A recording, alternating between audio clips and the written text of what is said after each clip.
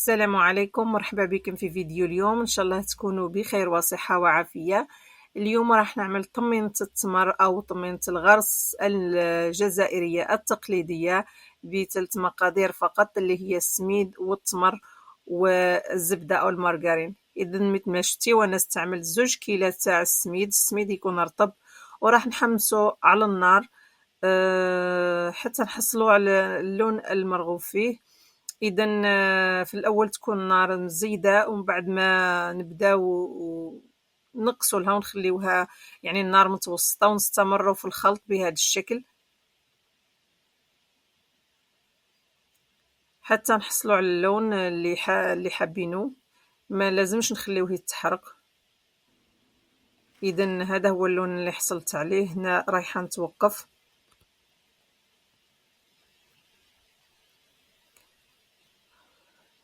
اذا انا الفيديو نتاعي موجه للناس اللي ما تعرفش تخدم الطمين تاع التمر، ولا باقي الشعوب الاخرى اللي ما يعرفوش كيفاش تخدم الطمينه تاع التمر الجزائريه. اذا مثل ما شفتي، وكانت عندي 1 كيلوغرام تاع التمر، استعملت النص نتاعها بعد ما عجنتها مليح بزيت الزيتون، وراح نضيف لها السميد تدريجيا ونخلط. انا هنا كان السميد سخون بزاف، ما قدرتش نخلطه، يعني خلطته بصعوبه. راح نخلطه مع التمر ومن بعد نزيد له المارغرين.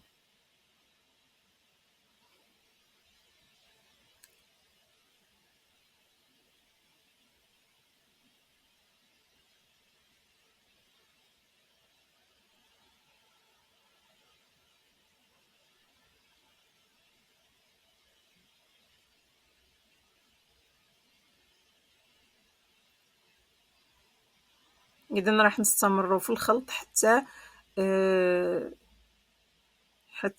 يعني يتداخلوا هاد المكونين مع بعضاهم. صراحة أنا طمينة التمر من أحب الحلويات التقليدية الجزائرية. شكون منكم يحب طمينة التمر يكتبها لي في التعليقات. الصراحة كل الحلويات الجزائرية، كل الأكلات الجزائرية التقليدية رائعة، يعني لا يعلى عليها، لذيذة جدا. إذا بالنسبة للمارغرين، حطيت الصحن اللي استعملته باه كيلت السميد، حطيت نص فيه تاع المارغرين.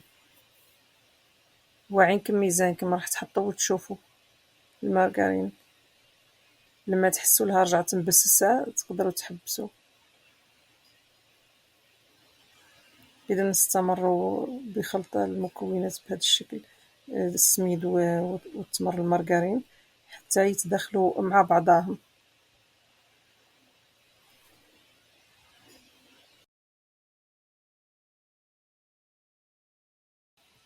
اذا نجمعوها بهذا الشكل. اذا كان تجمعت فنتوقفوا وما نزيدوش الزبده او المارغرين، وراح نشكلها هنا على شكل مستطيل. ممكن ديروها دائره، يعني الشكل كما تحبوا، ومن بعد نقطعها.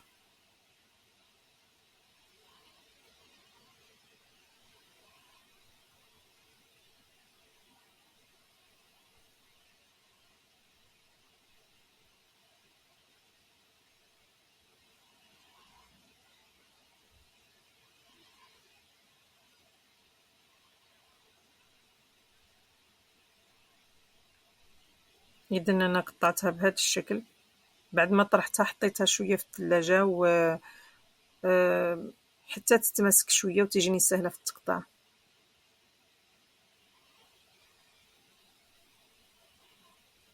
هذا الجزء يعني اختياري انك تحطيها في الثلاجه، يعني ماشي ضروري. ممكن تقطعوها على شكل مربعات، يعني هي حرية اختيار، كل واحد كيفاه يحب يقطعها. اذا كان عجبكم الفيديو ما تنساوش تخليوا لي لايك هكذا باه يظهر الفيديو لاكبر، او باه يشوفوا اكبر عدد من المشاهدين. واذا ما اشتركتوش في القناة فضلا وليس امرا اشتركوا في القناة هكذا باه تتفعل لي القناة، لانه مازال ما تفعلتش.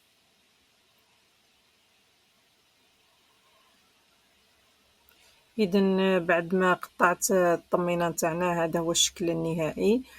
الصراحة جات روعة. إذا واللي مازال ما جربتش الطمين تنوض تخدم الطمين لأنه سهل بزاف. إذا نقول لكم شكرا على المشاهدة، نلتقي في فيديو قادم، مع السلامة.